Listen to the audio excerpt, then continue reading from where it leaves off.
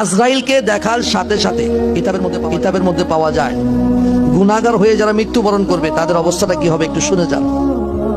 আজরাইলকে দেখার সাথে সাথে গুনাহগার ব্যক্তির এমন একটা অবস্থা হবে, মৌতের যন্ত্রণা, আহা, যে আজরাইলের মধ্যে সমস্ত দুনিয়ার সাগর নদী নালার পানি যদি ঢেলে দেওয়া হয়, আজরাইলের মাথার 4 ভাগও ভিজবে না। এত বড় করে তো তাকে তৈরি করা হয়েছে। আজরাইল খালি একা নয়। আপনি কি করতেছেন, কোন দিকে চলছেন, কিসের আশায় আপনি অগ্রসর হচ্ছেন, সব ফালায় যাইতে হবে। কই আগে রওয়ানা হে, কই পিছে রওয়ানা, আপনার আগে আমি, আমার আগে আপনি, এই চলে যাচ্ছে। তারপরও কি আমাদের হুঁশ হয় না? তারপরও কি আমরা সাবধান হতে পারছি না?